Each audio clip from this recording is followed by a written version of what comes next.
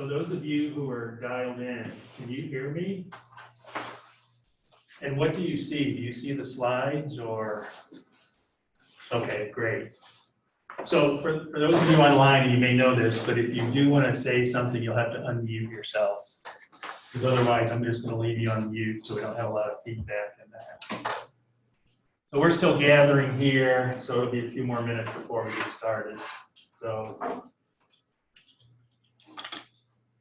Sorry, so do we have the option to take it online? Can we do whatever we choose, or how does that work? Yeah, I'll talk about that a little bit. So I sent out the email before the semester started asking if people wanted to take it in person or online. And based on your responses, you either were assigned online or in person. If you do change your mind and want to go all online, that's fine. Just let me know and I'll make the changes in the system. Otherwise, the people who wanted to be in person, because of just the limitations of the size of the classroom and things like that, one day you'll be here in class with me, and then the other day you'll be online through Zoom like these people are. And then we just kind of have that flip back and forth. So if you do want to go fully online, that's up to you. You can do that. I just need to make a note of it. Okay. The other thing I was just going to mention is make sure you check your Webster email accounts, because I won't be, if I send anything to you, it won't be on your home email or the email you were using before the semester started. It'll be on that Webster account. You also can kind of go through Canvas and do things that way. Either is fine.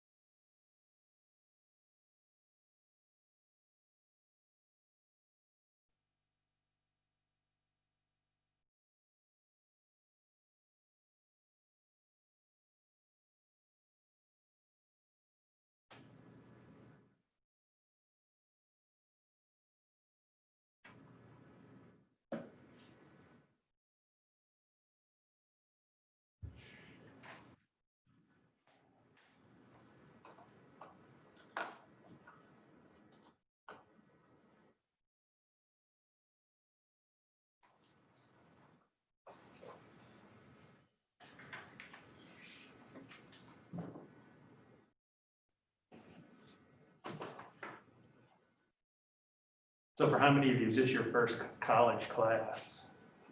Bet you didn't think you'd be sitting here with a mask on and all this other stuff.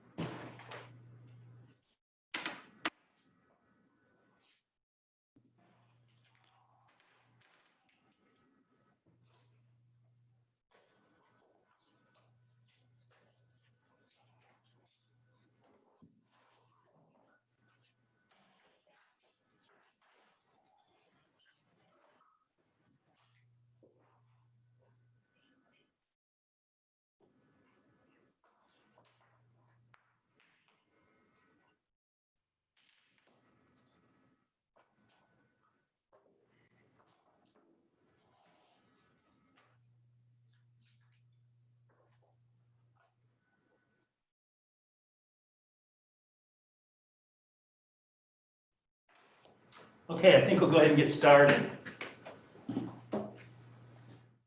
So, for you, those of you in the class, those of you through Zoom, welcome to Gen Chem 1.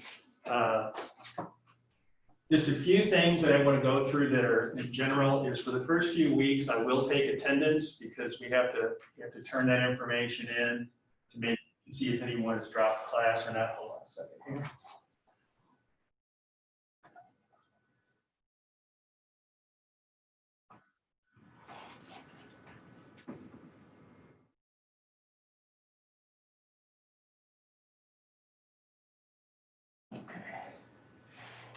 So I will take attendance the first couple of weeks. After that, I won't do that anymore, but just to make sure we have the accurate list of the people who are in the class. One housekeeping thing is you may have seen this nice little bucket up here. You'll see this probably in every class you go to. One thing we do ask is at the end of class, you take one of the wipes and just wipe down the area that you were on the table that you were sitting at, and then just throw the wipe away. Okay, so this is some type of antimicrobial, which is part of the COVID cleanliness, distancing, all that kind of stuff. So, we'll ask you to do that. So we'll end a little bit early to give people time to do that. So, my name is Walter Gavlik. Just to tell you a little bit about myself, I have bachelor's and master's degrees in chemistry from St. Louis University. And then I received my PhD in analytical chemistry from the University of Massachusetts. Once I got out of school, I worked in industry for 30 years and retired a few years ago and have been teaching at Webster since then. So this semester I'm teaching Gen Chem 1, the lecture, and then if you're on the Tuesday or Wednesday labs, you'll have me for a lab instructor. Next semester I'll teach Gen Chem 2 and then a class called Instrumental Analysis. So that's a little bit about me. I know from the class list, we have a range of majors, a lot of biology majors I see. It's not too late to switch over to chemistry, just put that out there right now. And so you laugh now, but in a month or two, you're going to be going, hey, that guy's right, I'm switching to chemistry. If you think about it, your biology major, your exercise science major, your some other major, why in the world do you have to take this chemistry class? And the simple reason is that a lot of the other sciences are based on what goes on a chemical nature. And so having a basic understanding of the chemistry, how that works and how those things fit together has a lot of value in understanding your major. So even if you don't want to be a chemist and don't want to take a whole bunch of chemistry classes in the future, that's okay. I think you can still learn some things here that'll help you going forward in those other majors. And like I said, who knows, you might decide, I really like this chemistry stuff and I want to major in it. So in this class, we're going to have a range of people in terms of the experience they have in chemistry. Some people will have taken maybe an AP chemistry class in high school. That's great if you did. Some people may not have taken any chemistry in high school. That's okay too. If you were one of the people who took the AP chemistry class, a lot of this is probably going to be familiar to you. And that's okay. Then you just do really well in the class. If it's all new to you, don't worry. You're going to learn it, and you're going to get comfortable with it, and you'll do well in the class too. My expectation is that everybody in the class should do just fine. You got to put work in. You got to spend time at it, and we'll talk about that. There's some assigned homework problems and things like that. But I think if you put some time and effort in, I think you'll all be fine. If you find yourself confused or struggling or something like that, please don't sit there and be confused and upset and things like that. Come and talk to me, and we'll try and figure out what's going on. Like I said, the goal is for the students, for all of you to be successful in this.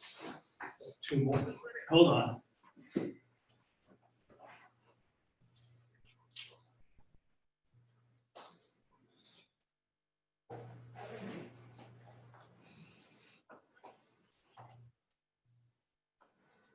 Okay. So this is actually pretty funny.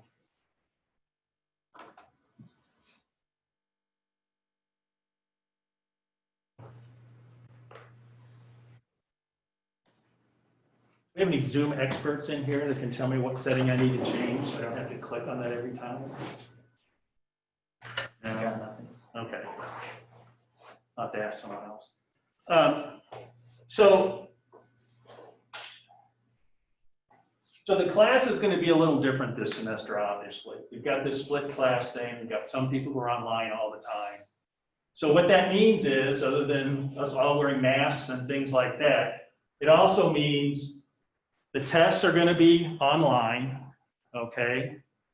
And so the way that'll be set up, the tests and quizzes will be online. So the way that'll be set up is you'll go online and take the exam or quiz, and you'll have a time period in which it'll be available, and then you'll have a time limit on the test, okay?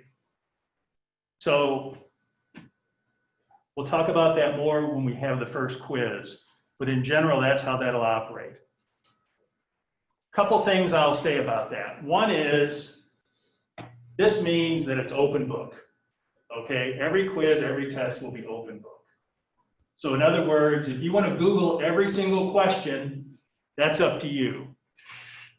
I'll tell you right now, if you do that, you won't get finished with the exam or the quiz. You won't have enough time to do that. So, you know, maybe you could look up one or two things and be okay. But if you're looking up every question, you're going to run out of time. And that's the reason for the time limit. I have no interest in policing whether people are looking stuff up or not, especially in this environment. It's just too difficult to do. There are some ways to do that, but it's really a pain in the neck. So we're going to introduce that time factor into the quizzes and the exams. So obviously, it's like if I ask you your address, you can tell me that right off the bat, right? If I ask you the address of the closest McDonald's, you're gonna have to sit and Google it and look it up and all that. That's the time difference in there. So if you know this stuff, you'll be able to go through the exam and within the time allowed. If you don't know it and you gotta look up a lot of stuff, you're not gonna get through. The other thing I would ask you about that is, please take the test or quiz by yourself. Don't get in a group and do that. If I do find out you did that, that'll be considered cheating, and then we'll address that appropriately. The idea is to test to see where each of you are in terms of understanding the material and learning the material. So that's a little bit different than it's been done in the past. In the past, you all would have been sitting here, I'd have handed you pieces of paper, you would have taken the test, and it would have been myself or someone else proctoring the exam. But just given how everything is set up right now, that's not going to be feasible. So we're going to do it a little differently. Any questions about any of that? Okay. Before we get started with the lecture, I do want to take attendance. As I said earlier, first couple of weeks, I will take attendance to make sure that the class list is correct. So if I read your name, you could say here, I would appreciate it. And I'll say right off the bat, there's a great chance that I'll mess up your name. If I do, I apologize and just tell me the correct way. And I'll try and do better the next time. Okay, so the first people I'm going to read are people that should be in class right now. Elizabeth Adler. No Elizabeth, okay. Elizabeth, are you online? I just have to see. Bailey Barber. Here. Okay.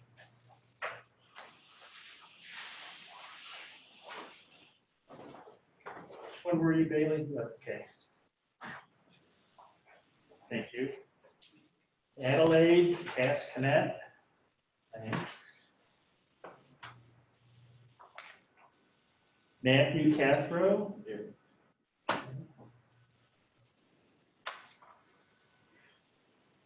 Ezra Chambers. Here. Caleb Cheers. Okay. Alexander Fopp or Folk? Bobby. Foppy, okay. I tried two different, got them both wrong. Okay. Taylor Friend. Addison Hanasek.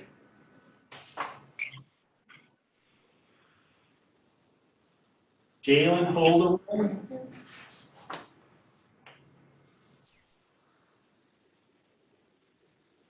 Alexa Wagner. Here. Is there anyone in the class whose name I did not call, and you are? Shelby Patterson. Shelby Patterson. Oh, sorry. Yep, you're right. Okay. Everybody else is accounted for? Okay, so other than Elizabeth Adler still not here? Okay. Okay, now, can the remote still sign as I'm talking?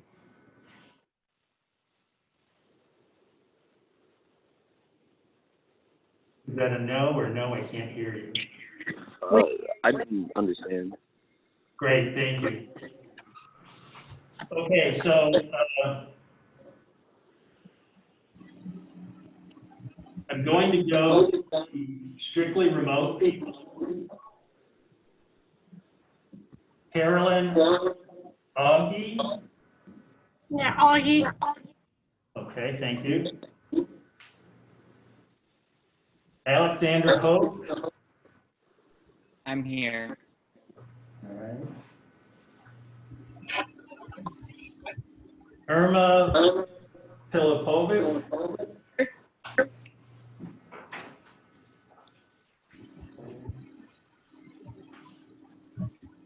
Terrence Steves, Here.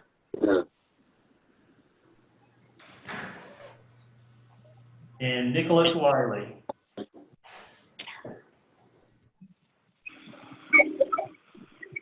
Nicholas, are you there?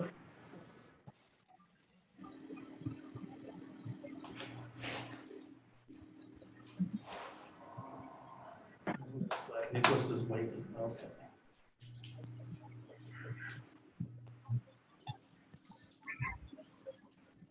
Nick Wiley. Here. Okay, thank you.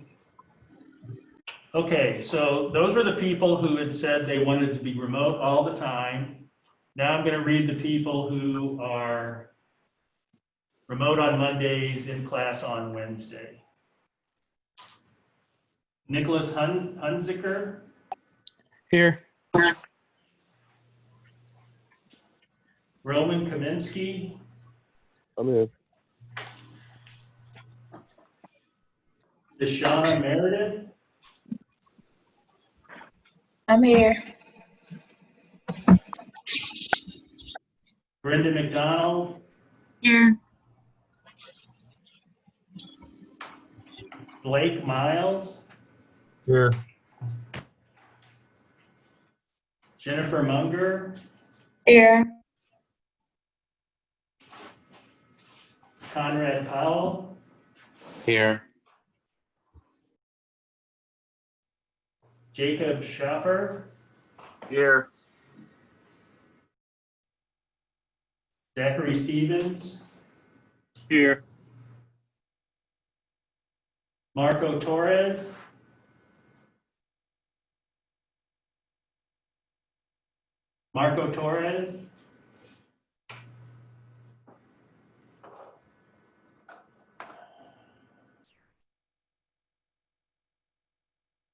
Reese Wagner. Here. Okay.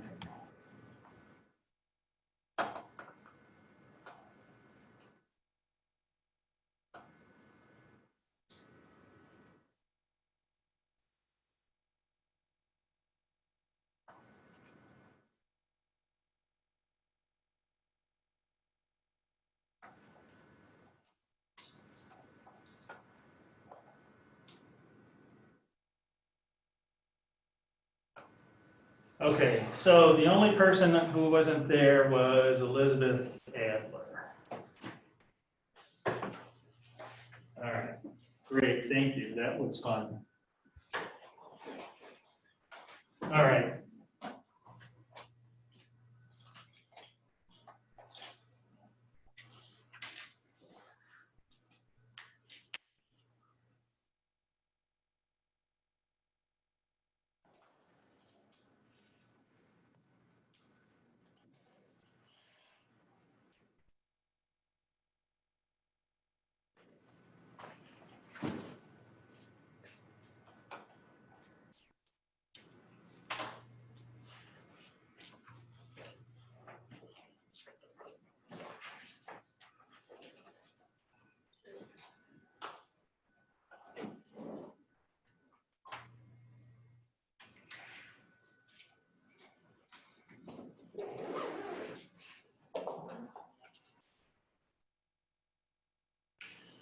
All right, so someone online asked, would they be able to type in questions? I would say that the answer to that is, in theory, yes. I think in practice, I may or may not see it. So if you have a question, I would just unmute yourself and ask it and interrupt me. That's probably the easiest way. For the people in the class, if you have a question, just raise your hand and we'll go from there. Okay, so let's go ahead and actually get started on class now. Any questions before I do get started? Okay, great. So if you had a chance to look at the syllabus, it has it laid out in there, what the path I hope that we take during the semester. Now, whether we stick to that syllabus exactly, we'll just have to see how things go. For instance, already it took 15, 20 minutes to do just the housekeeping stuff and all that today. So also got lucky because so far we haven't had any technical problems.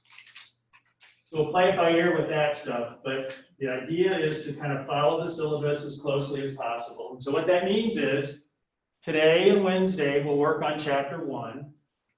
And then if all goes well, we'll have a quiz on Monday, okay? I want to have a quiz early because I want to test out this online thing and all this kind of stuff and just see how this all works in terms of people taking the quiz that way, me administering it, and just this whole system, which is a little bit new and a little bit different than normal. So in the syllabus, it explains we have a series of quizzes, we have a series of exams, we have a final exam. You get to drop your lowest quiz, you get to drop your lowest exam. You can't drop the final, but you can drop your lowest exam.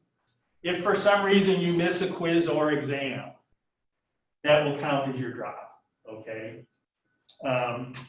So that's kind of the process we'll be following and trying to stick with. So today we're going to start talking about matter, energy, and measurement.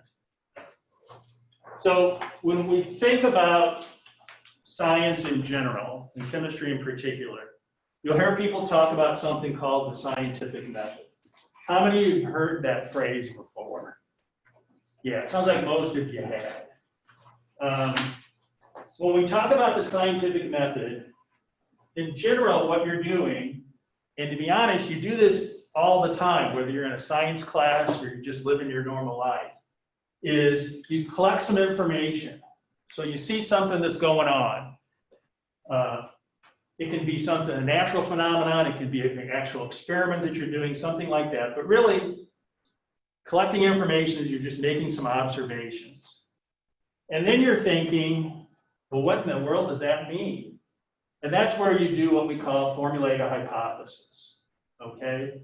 So how many have heard the term hypothesis before? That's one you hear people throw around a lot of times. Personally, I rarely say hypothesis. I say, I'm trying to figure out what's going on, I'm trying to figure out what that means, things like that. And that's really what you're doing with the hypothesis.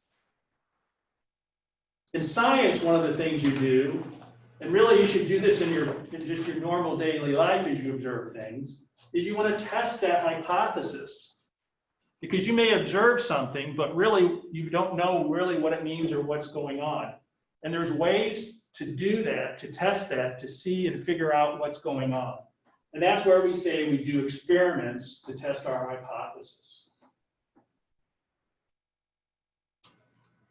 Once we've tested the hypothesis and see really what's going on, then we have what we call is a theory. And so that theory is based on those initial observations. It's based on then that best guess, that hypothesis that we have, and then some follow-up experiments that we did to determine if what we're thinking is correct. Once we have that theory in place, then we'll do some additional tests. And then that'll tell us, okay, is it really an accurate hypothesis or not? Let me give you an example of how you would do this in just kind of everyday life. So how many people think that someone driving and talking on the cell phone or texting on their cell phone is bad?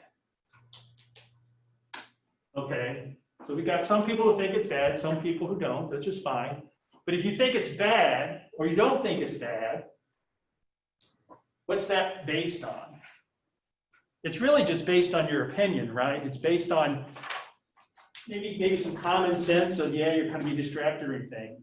But if you really wanted to prove that one way or the other, you would then have your hypothesis. Let's say your hypothesis is texting while driving is bad.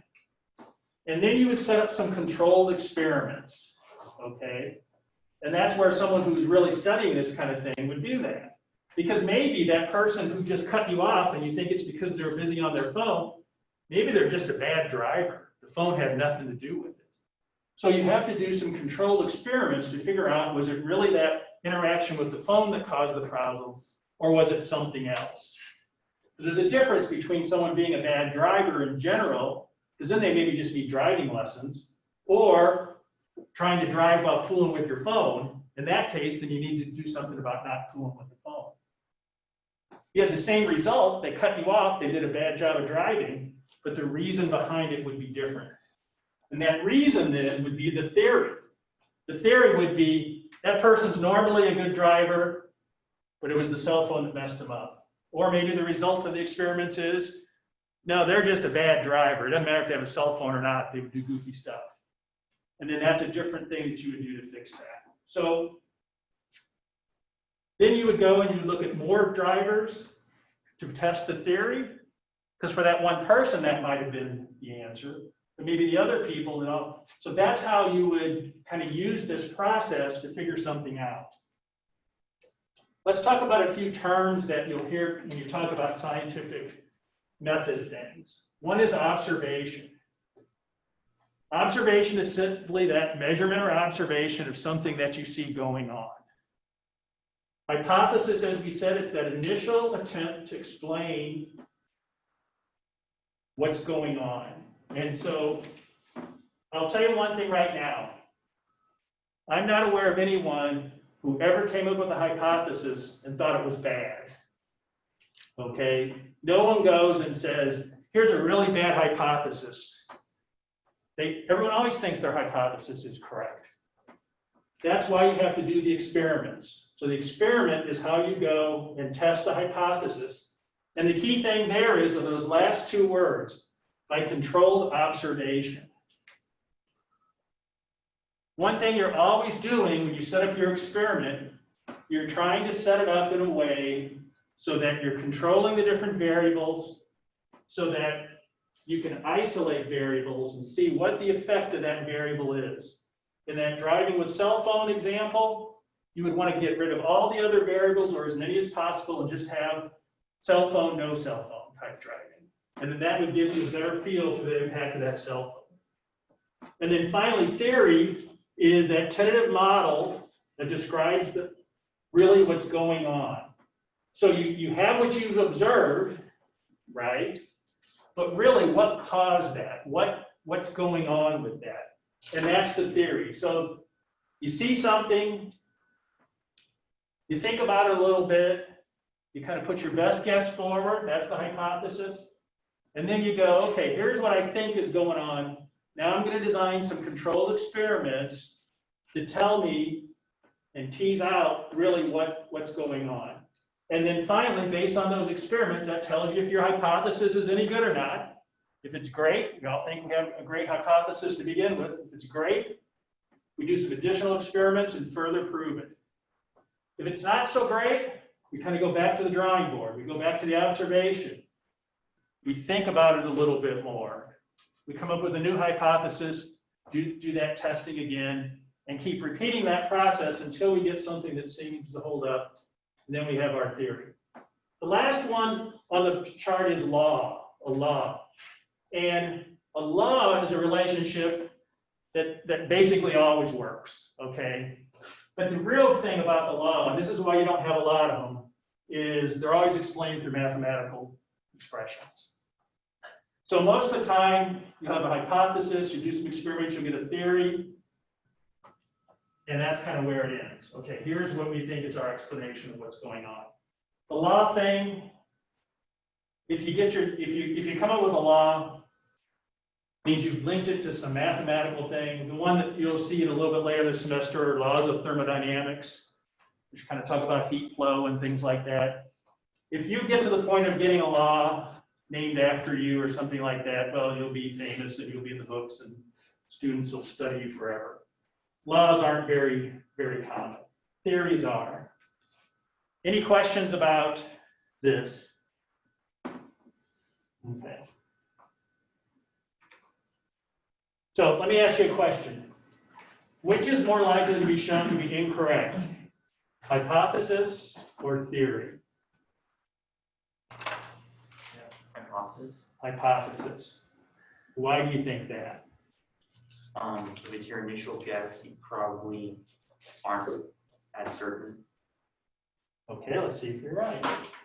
Very good. You're exactly right. That hypothesis, remember we said we've seen some things, but we really haven't looked into it with controlled experiments yet. We've made some observations, or we've seen some preliminary data, and we've said, here's what I think is going on.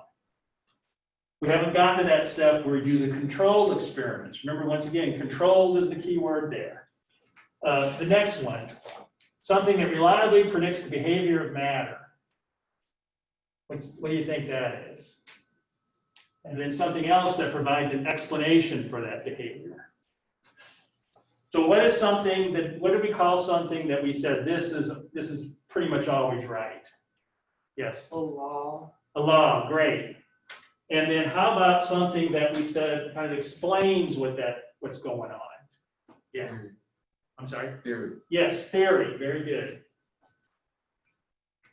So once again, as we think about that kind of flow chart, you have the initial observations, we come up with a hypothesis, we do some controlled testing, either proves or disproves what we thought.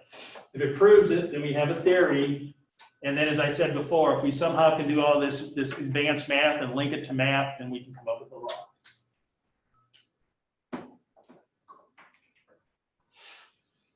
Any questions from anyone on the phone? If you have a question, just go ahead and unmute and ask. If not, I'll go on. Okay, let's talk about chemistry a little bit. So when we talk about chemistry, what we're really talking about is we say we're studying matter. We're studying the properties of matter, and we're studying changes that matter undergoes. So really, chemistry is pretty simple, right? We're looking at stuff. The interesting thing, and I said this in the beginning, is that chemistry really is central to a lot of other sciences, and they have some examples here. They have biochemistry, medicine, the technologies such as the screens on your smartphones and things like that, solar energy.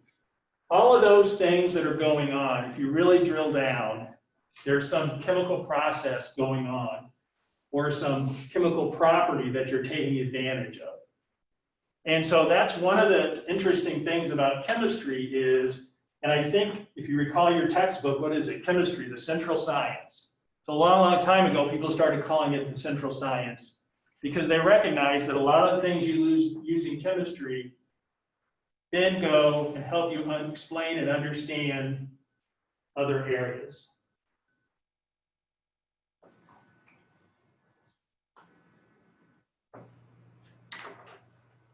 So I said earlier, as we were getting started, that you know, why do you study chemistry? You know, most of you aren't chemistry majors, at least not yet, right? We all agreed in a month or two, you're probably going to change your mind.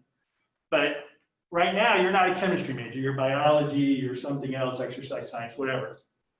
So why do we study it? Well, once again, we study it because of that central science idea, is that having a feel for some of these chemical processes and chemical properties that we'll be discussing this year, that has value in terms of understanding other things.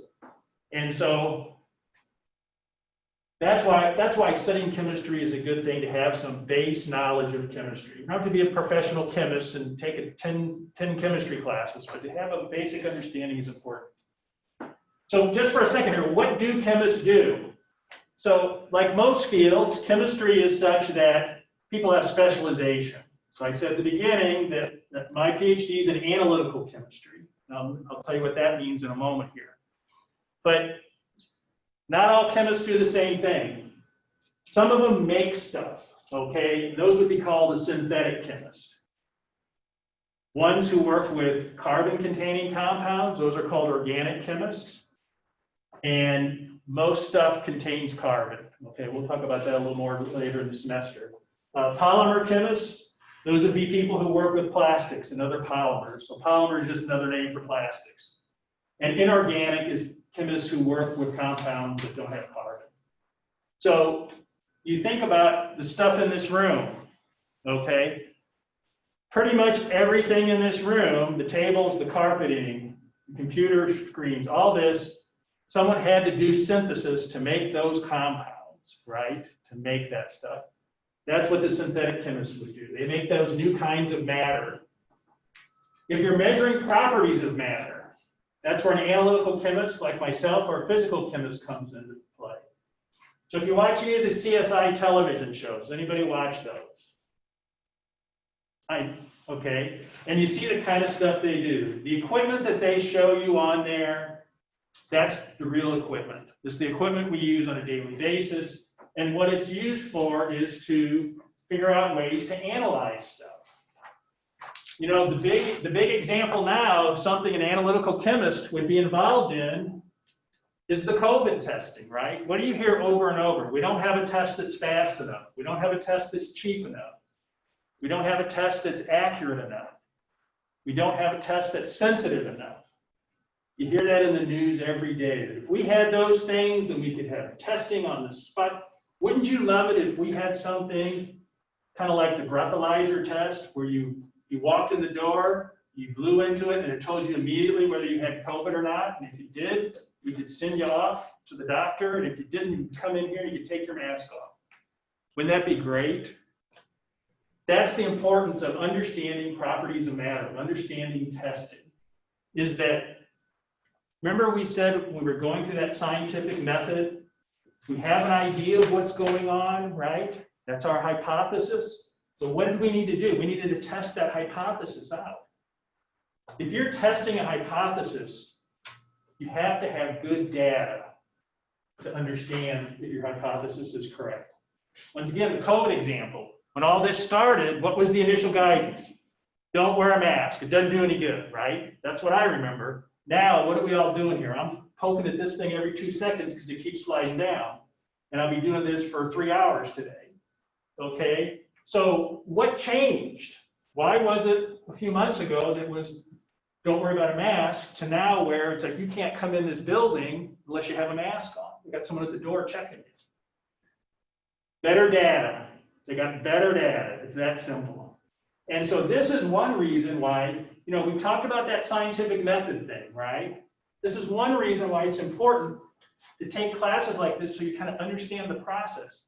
Not that you're going to be an analytical chemist, although you should. There's a lot of jobs in analytical chemistry. And it's very fun. Okay. I can see you're getting excited already. That's good.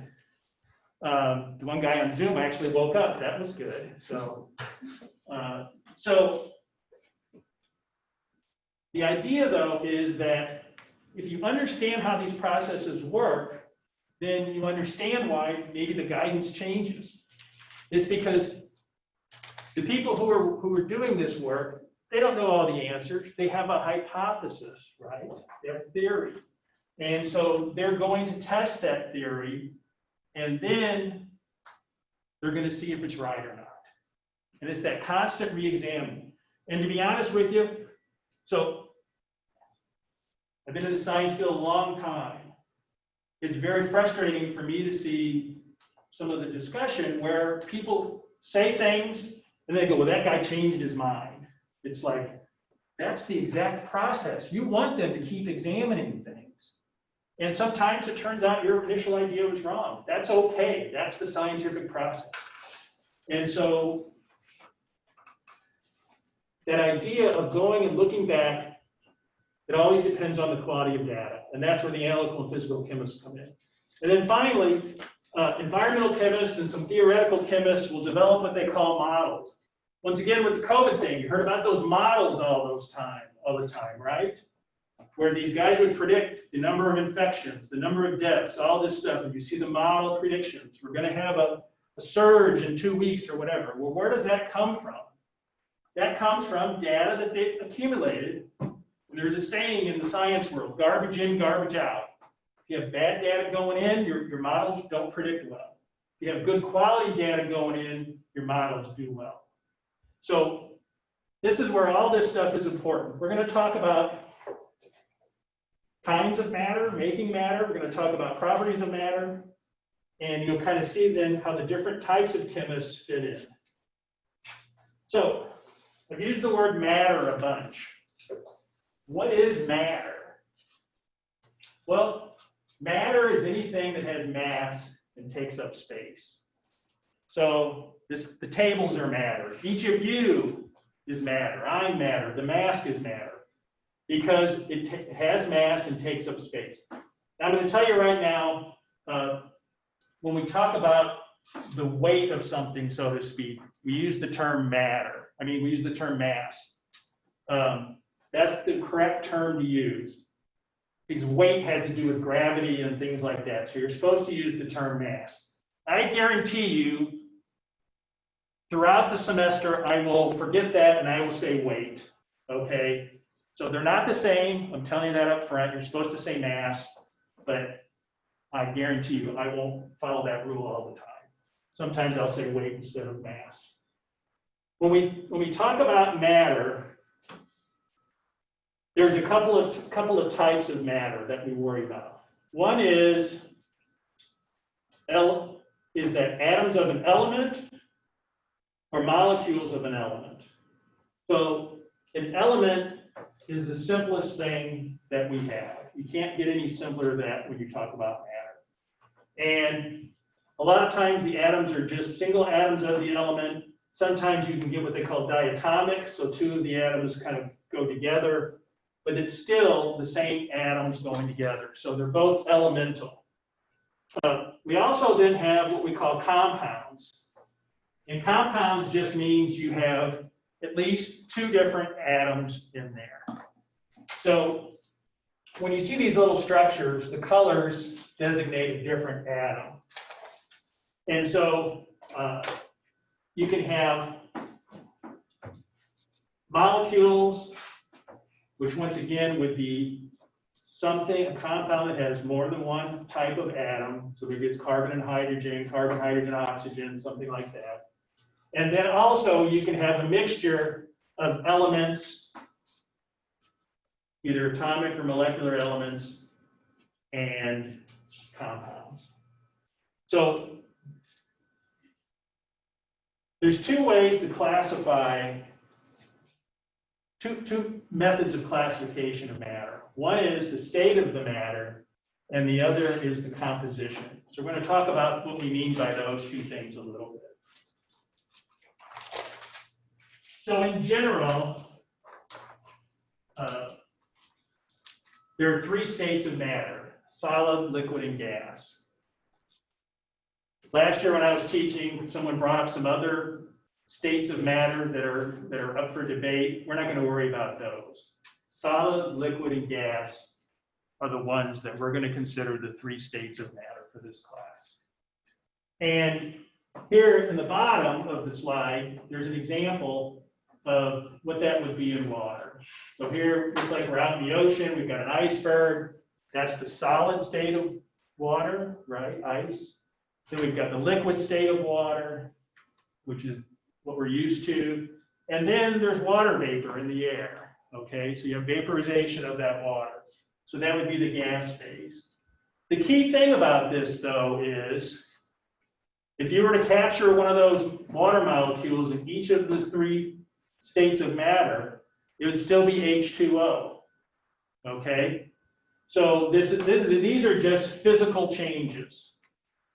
It's kind of like if you change your clothes, you're still the same person. You haven't changed, right? Just your physical appearance changed. And that's what water is doing. It's cold and it's frozen. It's in a solid form.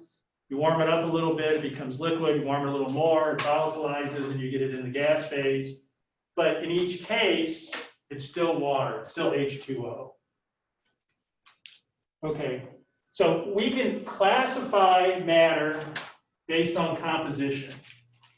And so here we have a little flow chart we'd like to follow.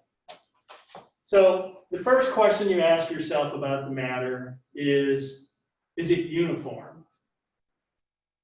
What does uniform mean? All the same. All the same, exactly. So if the answer is no, then you have a heterogeneous mixture. Okay. If it's yes, it's homogeneous. Okay, now we figured out, let's say, for instance, that it's homogeneous. Then we say, does it have variable composition? If the answer is no, then that tells us it's a pure substance, okay? If it's a pure substance, then we ask ourselves, does it contain more than one kind of atom? If the answer is no, then that tells us it's just an element. If the answer is yes, then it tells us it's a compound. But remember, we said compounds are things that had two or more different atoms in them.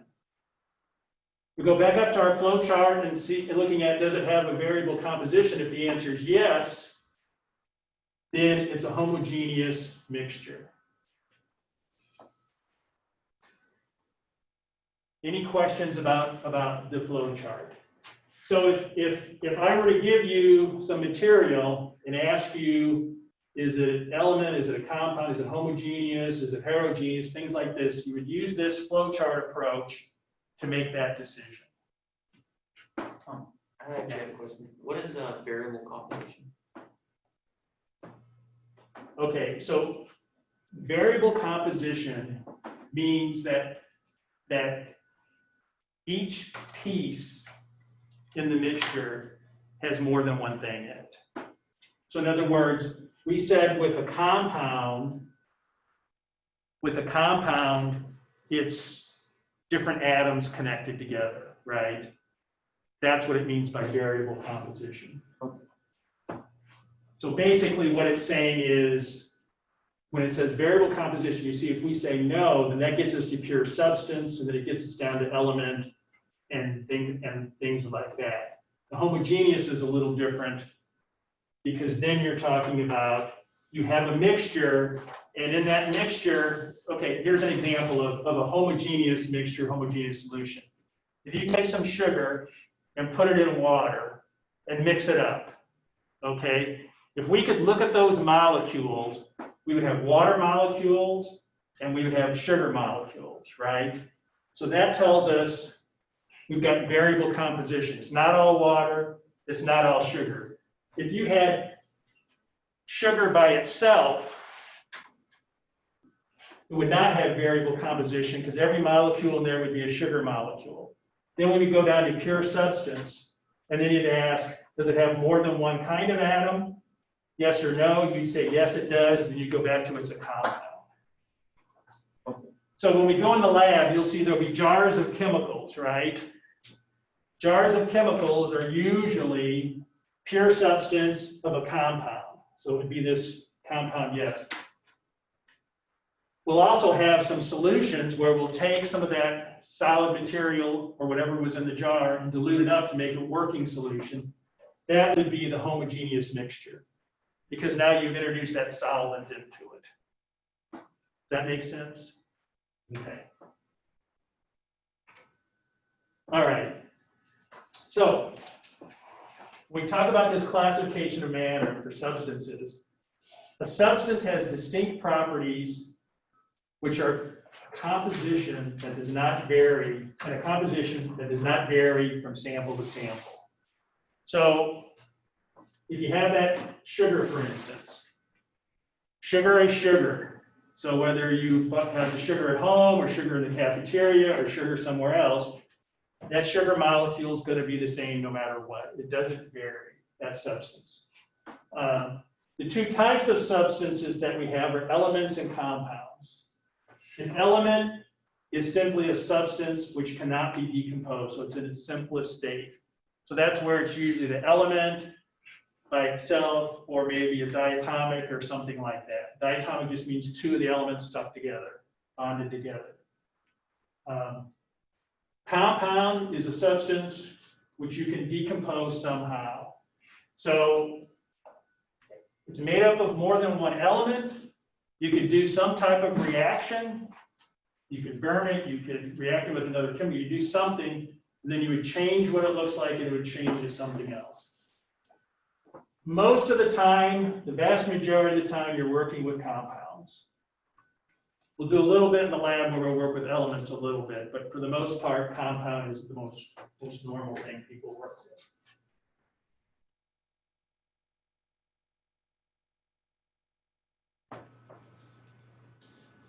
Okay, so classification of matter based on composition. A couple things to point out here. They have some example drawings of of molecules here. This will make a little more sense later in the semester when we get to some of the bonding stuff and things like that. But I just want to point out, this is one way, there's a whole bunch of ways people draw molecules. This is one way they do it, where they show the different atoms kind of bonding together.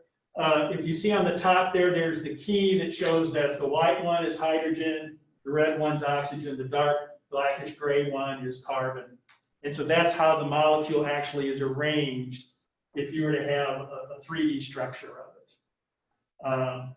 So atoms are the start of everything, right? This is kind of what you do in chemistry. You take atoms and you start combining them in different ways to form molecules, and you start combining the molecules in different ways to form other molecules. So each element is made of a unique kind of atom, but can be made of more than one atom of that kind. So in other words, you usually don't find oxygen just by itself. It's usually O2, so 2 oxygen molecules bonded together. And so some of them, for various reasons, like to be bonded together to something else. Some of them just show up in nature, the element by itself. A compound, as I've said a few times now, is made up of atoms from 2 or more different elements. So to have, when we talk about compounds, we're talking about, in this case, we see water with H2O, we see ethanol with a couple carbons, some hydrogen and oxygen, and then on down the line. So we have these combinations of these atoms reacting together and bonding together to make compounds. So when we talk about the elements, currently there are 118 elements in the periodic table. What's interesting about this is if you look at the Earth's crust, so in other words, the dirt, basically, 90% of the Earth's crust is made up of 5 elements. And you see the percentages there in the upper slide, part of the slide there. We see oxygen's the biggie, silicon, aluminum, iron, calcium. Anyone surprised by the silicon? Yeah, why are you surprised by that?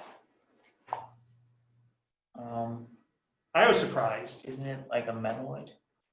So what is silicon? Can you think of a substance that has silicon in it? Silicon. Isn't it like that rubbery stuff? That's silicone.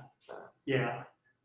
So I guarantee all of you have walked, well, I shouldn't say all of you. I would guarantee a lot of you have walked on silicon before.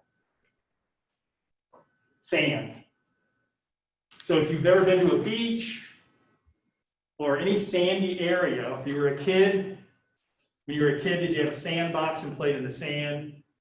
Silicon is in sand. That's why that's when it's so high, is that silicon is one of the key things in sand.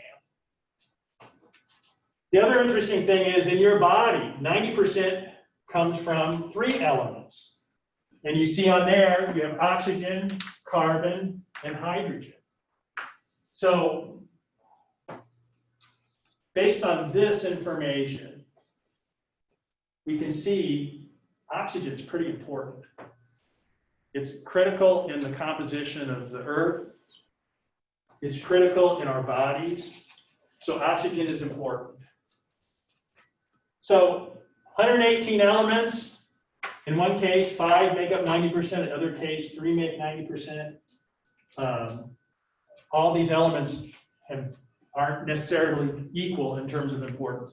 So when we talk about representing elements, there's a way that we write the elements, okay? And this is something you're just going to have to memorize. If you don't know it already, you're going to have to memorize it. You're going to have to do that. There's no real trick to it other than memorization. Here are some common elements and their symbols. So we have carbon, fluorine, hydrogen. So carbon C, fluorine F, hydrogen H. This is great. This is really simple to remember, right? If you go over to the right side and you see iron is Fe, copper is Cu, lead is Pb. Oh my gosh, where the heck did these things come from? So they kind of have where the words those came from. A lot of it is Latin or Greek or something like that, usually Latin. Don't spend, well, you can if you want to, but don't worry about where those things came from. Just remember silver is Ag. Okay, you will need to know stuff like that.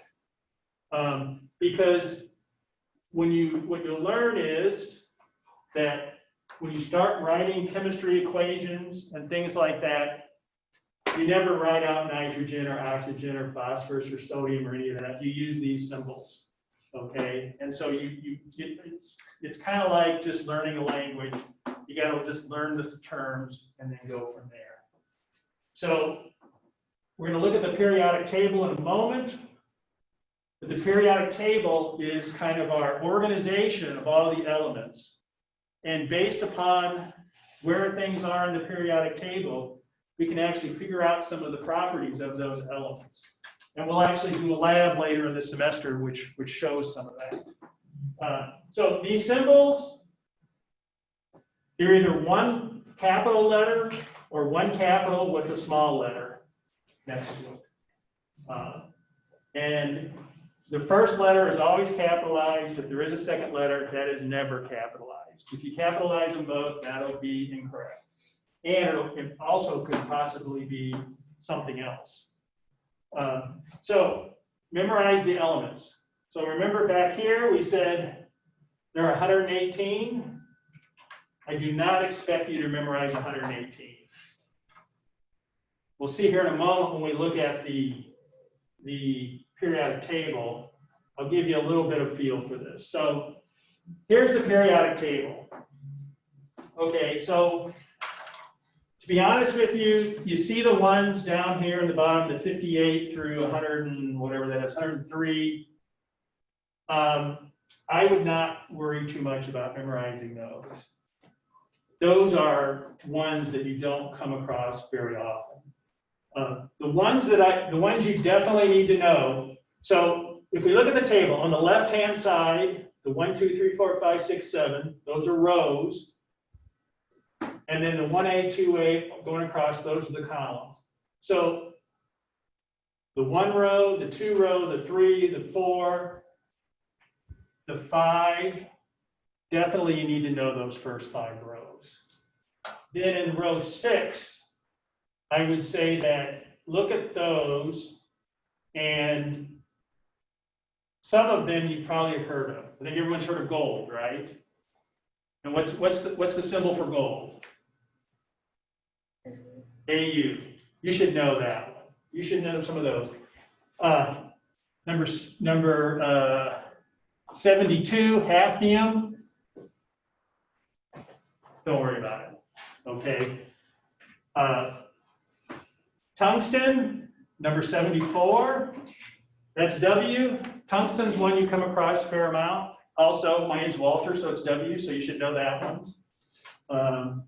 And so kind of look at that. Platinum is another one. Mercury, lead.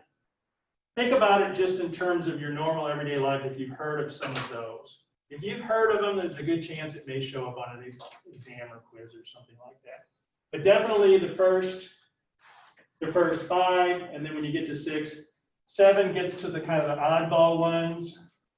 And then those last 2 down at the bottom, I wouldn't worry about those in terms of memorizing. You want to memorize them, great. If you're someone who's got a great memory. The other thing I'll just point out now, and we'll get into this more later, is you see over on the right side, kind of the stair-step looking thing, the darker line. That's the line that separates the metals from the non-metals. So everything to the left of that line is considered a metal. Everything to the right is considered a non-metal. The things that are border against that line are called metalloids. And those have kind of properties. Some properties are some metallic, some non-metallic properties. But in general, things to the right, non-metals, things to the left, metal. So a lot more metals than non-metals. Yet, interestingly enough, I talked earlier about a type of chemistry profession called organic chemistry.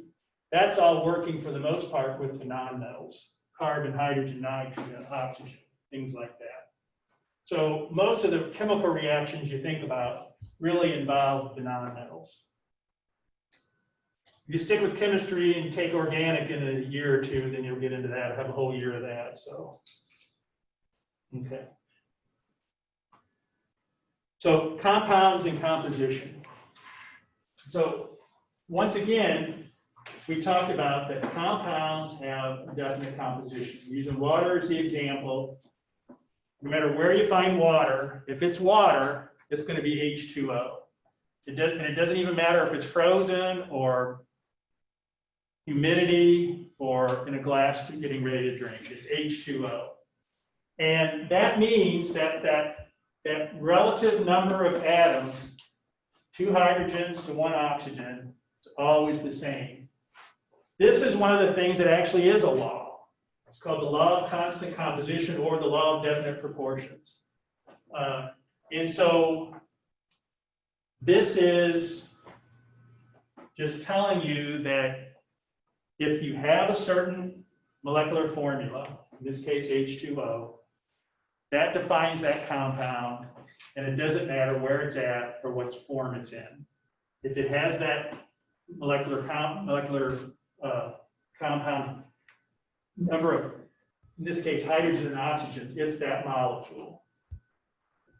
And that's that law of constant composition or definite proportions.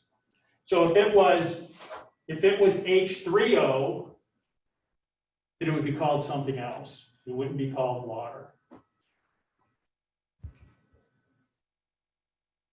Okay, let's talk about mixtures a little bit. So once again, we're talking about classifying matter. Remember, we went through that flow chart of classifying matter. So mixtures exhibit properties of the substances that make it up. So going back to the sugar water example. So we know sugar has certain properties. We know water has certain properties. When you mix them together, that resultant solution is going to have some properties that are dependent upon the sugar molecules and the water molecules. It's not going to be just like totally like the water. It's not going to be totally like the sugar. It's going to be like a combination of the properties you get from both of those. So mixtures can vary in composition throughout the sample. So that'd be heterogeneous. Or it can have the same composition through the sample, homogeneous. So can someone give me an example of a heterogeneous mixture? Any thoughts on this? Does anyone ever use vinegar and oil salad dressing? What happens with vinegar and oil salad dressing? It separates. So you have a solution, you have a mixture of the vinegar and oil, but they're not soluble together. So you can shake that all you want and you kind of get it dispersed a little bit, but you let it set and it separates out. That would be an example of a heterogeneous mixture. You mix the vinegar, you mix the oil, and it's not the same. If you sample different parts, you'll get different composition. Homogeneous, once again, using that sugar water example, sugar dissolves real well in water, so you stir that up, and the sugar is evenly distributed throughout the water matrix. So a homogeneous mixture is called a solution. Now, there's a little disclaimer on here. If you're like me, when someone says solution, you automatically think of liquid, okay? And the vast majority of times, a solution is a liquid. But technically in the chemistry world, a solution can be a solid, liquid, or a gas if it's homogeneous, okay? So most of the time when you're talking about solutions, you're talking about liquid. But technically, if it is homogeneous, and say it's a mixture of gases, a homogeneous mixture of gases, that's a solution. Same with solid. Those are a little less common, but technically they are.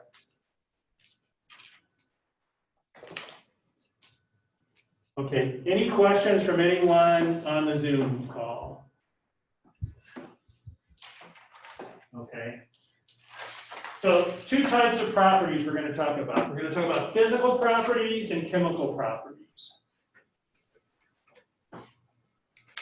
So the key thing about physical properties, you can observe them without changing the substance into another substance. Some examples of this would be color, odor, density, melting point, boiling point, hardness, things like that. So physical properties, if you have something and you have a little or a lot or stuff like that, the color doesn't change, the odor doesn't change, density doesn't change, things like that. So these are measurements you make and things you observe without changing that compound. They give you a little example here. We're not going to go through that right now. We'll talk about that a little bit later, where they do a distillation. But let's talk about chemical properties for a second. Chemical properties are observed when a substance is changed into another substance. So that chemical change of doing something to a compound to make it go and change into something else is a chemical reaction. That's the term we use. I'm not much of a superhero cartoon person, but I always think of this as kind of like the Incredible Hulk, right? Incredible Hulk looks a certain way, undergoes a chemical change, it's a totally different person, right? If you think of one of us, if we go and change our clothes, we haven't changed ourselves. We're the same person. You don't have any trouble recognizing me just because I have a blue shirt on instead of a black shirt. It's the same person. One common chemical property, you hear this all the time, is flammability. And flammability is just the ability to burn an oxygen. So you need some heat source, some ignition source. If you can ignite something and cause it to burn, that's a chemical change that it could occur. So a lot of times people think of chemical reactions as just being mixing a couple chemicals together. And there certainly are a lot of reactions that way. But chemical reaction in terms of oxidation, which is what you're talking about, burning in oxygen, that oxidation reaction is real common. And one that you do all the time is you put gasoline in your car and you burn that gas, you oxidize that gas, and that gives you the energy to drive the car. So that's a reaction that occurs pretty much for a lot of us every day. So just to repeat, physical properties, you observe it without changing the substance to another substance. Chemical properties, there's that chemical reaction of some kind where you've actually taken it. So if you have your starting material of what you are reacting, and then your finishing material, your product from the reaction, and you analyze those would be different. There's that law of definite proportions. It wouldn't be the same for the two because you've made a change. Okay, so I want you to tell me, is this a physical change or a chemical change? So a plant takes sugar from carbon dioxide. So it takes CO2 and water and makes sugar. Is that a chemical or physical change? Any guesses? Chemical, Chemical. Why do you say that? because it completely changes the substance. Yeah, you took CO2 and H2O, and now you made a sugar. Okay, there's water vapor, in a month or so when it's a little cooler, you get up and you look out there and you see frost on the ground. Was that a chemical change or a physical change? Physical, because the water went from being floating around in the air, volatile in the air, and now it's solidified down on the ground. Okay, a goldsmith. I don't really know what a goldsmith is. I assume it's like a jeweler. Takes a nugget of gold and makes it into a gold wire. What is that? Is that a physical change or a chemical change? This big hunk of gold and now has this long wire. Physical, right, because it's still gold.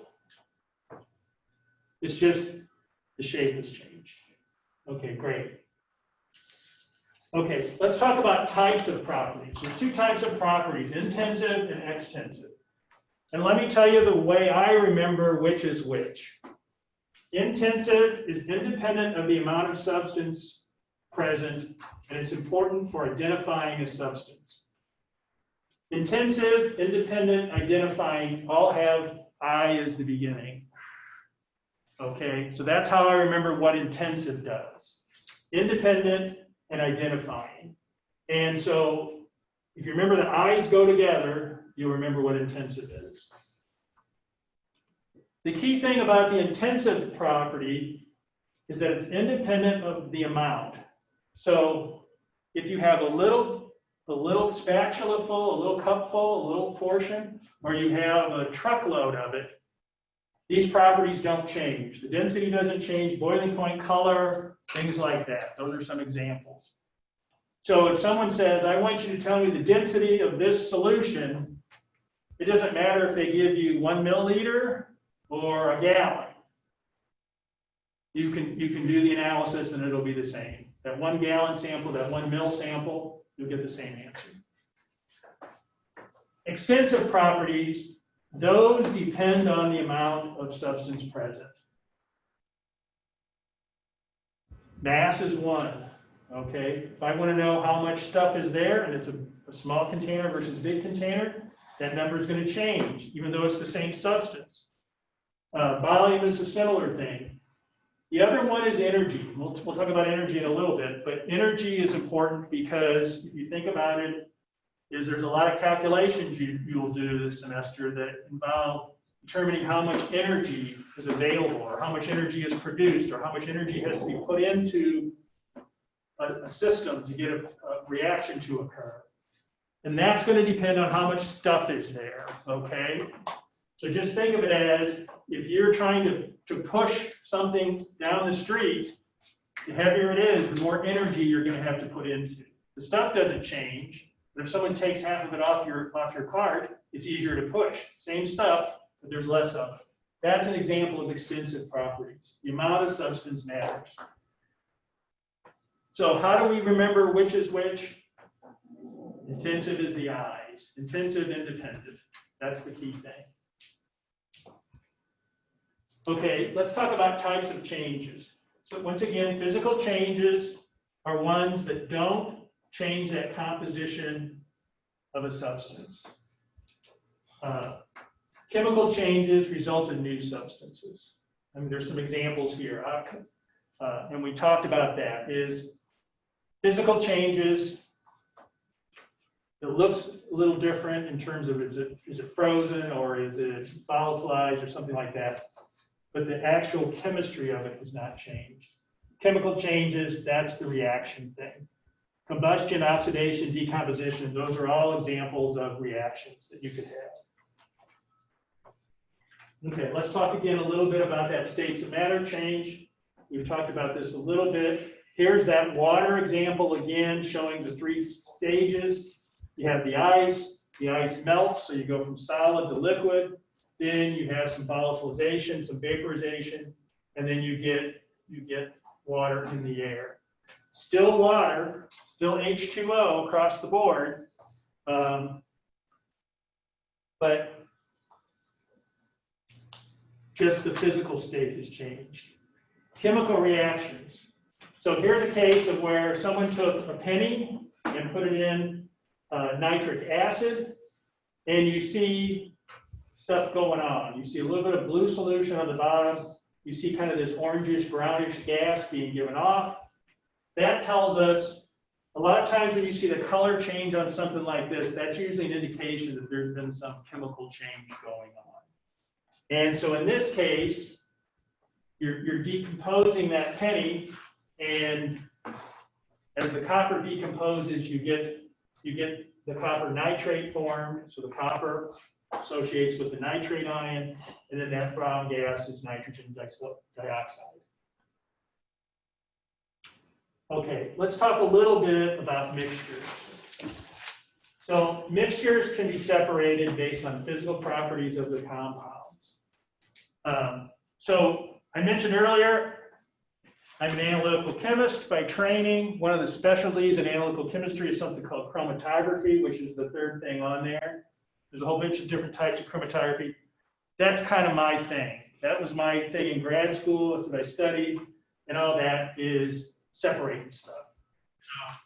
So, if you ever want to get on my good side and don't know the answer to a question, just write "I love chromatography" and maybe I'll give you a point or something. So some methods though that separate things. One's filtration, one's distillation. We saw a distillation set up before, and I'll explain that to you in a moment.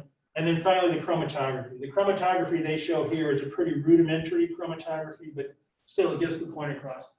Filtration. So filtration, you've probably all done this, okay? If you've ever cooked spaghetti, you've done a filtration.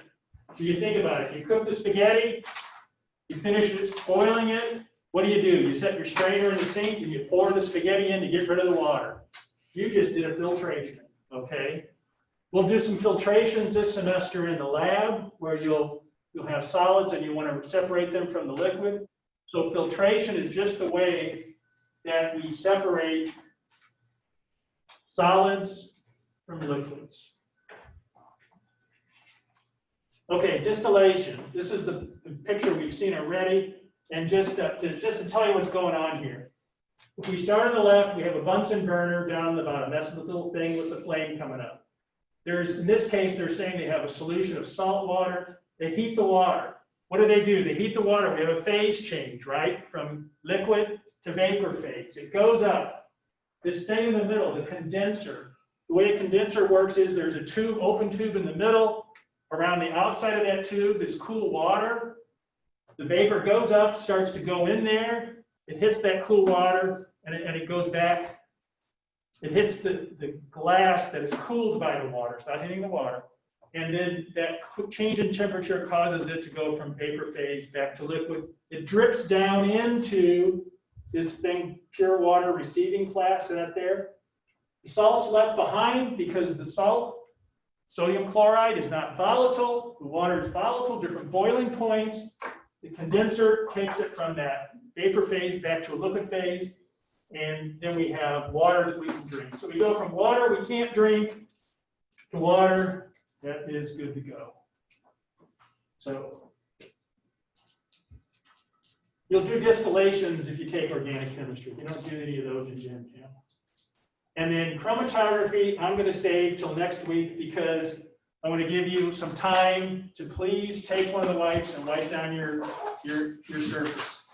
Any questions before we close off?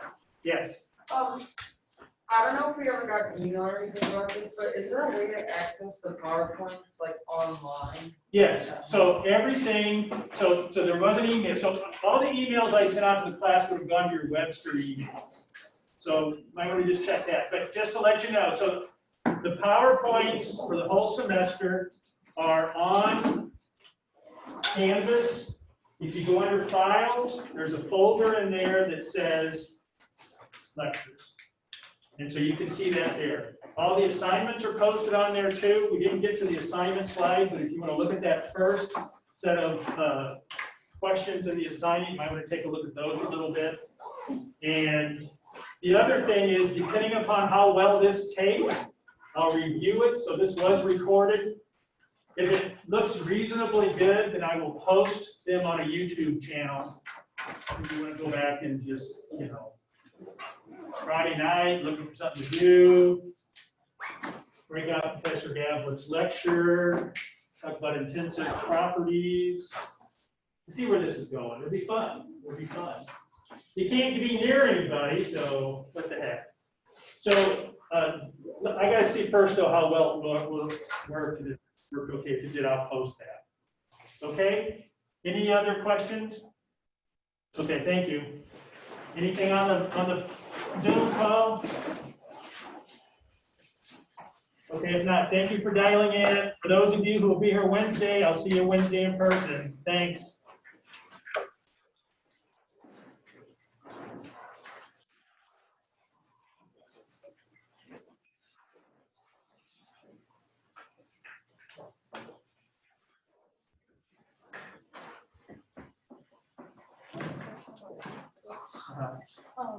I thought the fourth version, do you think that's okay, or do you think I need to get the 14th? So I really don't know the difference between the 12th and the 14th. So it's hard for me to answer that. The one thing that might happen is the homework questions may not match up. Okay. So that would be the one question I would have. I can't believe that the subject matter has changed dramatically, Right.